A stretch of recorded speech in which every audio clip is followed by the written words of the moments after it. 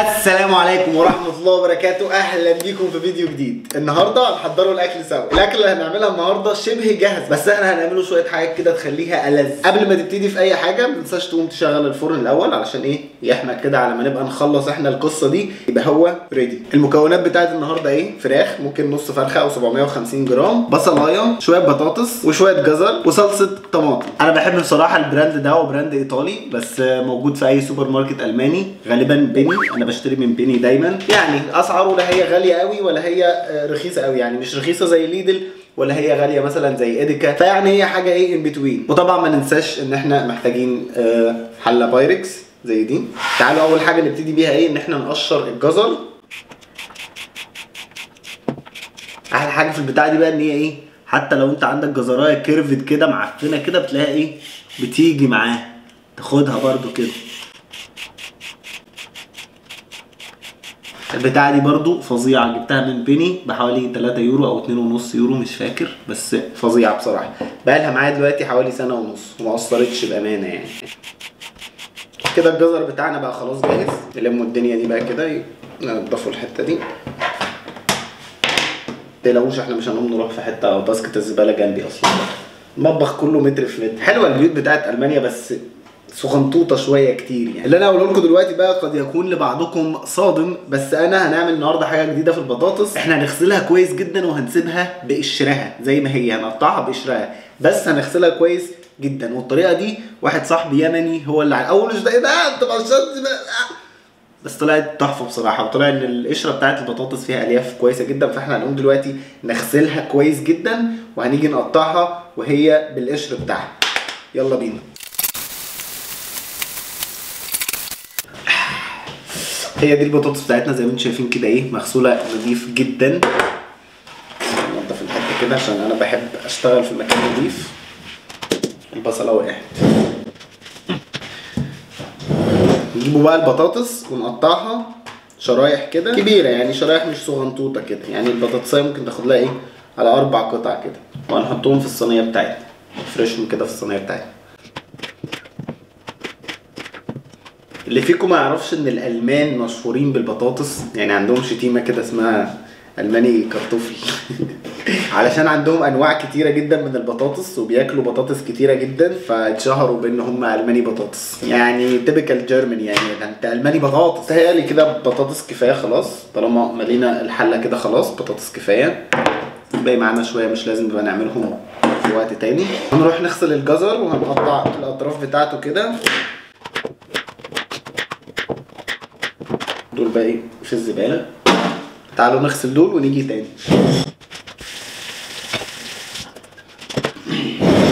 هنقطع برضو الجزر حتت كبيره كده، يعني الجزرايه ممكن تبقى 3 حتت كده عشان انا بحب اكلها بالشوكه. اخر حاجه معانا البصلايه، نغسلها ونيجي. البصلايه هنقطعها شرايح كده، شرايح كبيره زي ما انتم شايفين، وهنحطها برضو في الصينيه بتاعتنا.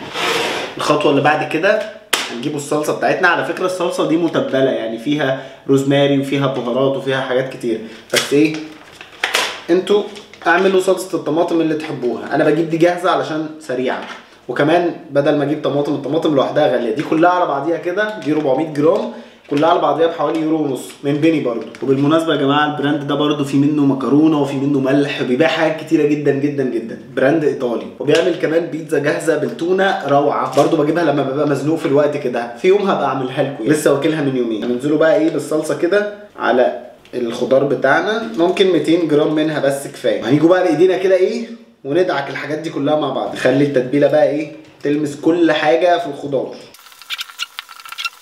هنجيبوا اللي باقي من التتبيله وهننزله على نص الفرخه برضو ايه، نديها باقي التتبيله، نديها شويه مساج كده. عايز حد يمسجني زي الفرخه دي والله. بس زي ما انتم شايفين كده ايه، ونحطها على الوش. نحطها كده على الوش، نحط النص فرخه كده نفردها على الوش. طبعا في لسه هنا تتبيله نرميها ابسولوتلي.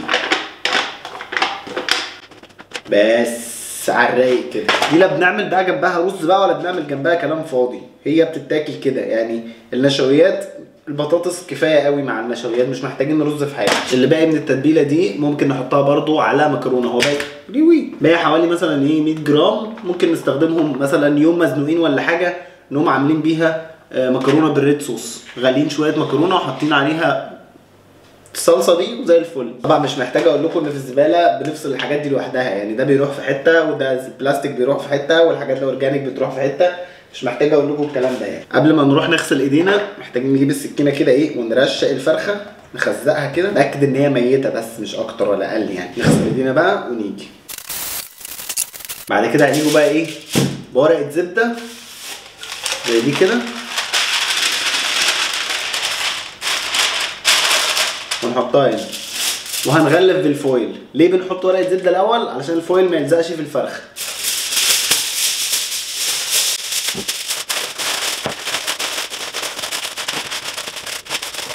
كده غطينا النص ده، لسه النص التاني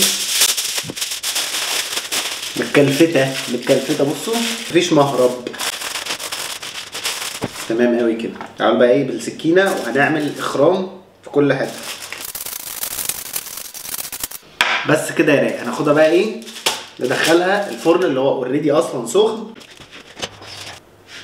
الفرن على درجه حراره 200 لمده ساعه. وعلشان ما انساش دايما بقول لاليكسا تفكرني، اليكسا set alarm for 1 hour please. Setting timer 1 hour starting now. Do you want to name this timer? Thank you. You are so very welcome. مالي عليا حياتي اليكسا دي والله. نرجع بقى كل حاجه كده ايه ونروقوا الدنيا. نرجع بقى الحاجات دي كده.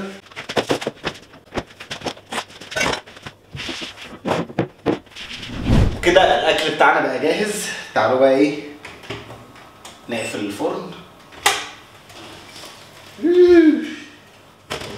تعالوا نبص بصه الاول كده. واو، استنى اقرب لكم على الفراخ. شايفين عامله ازاي؟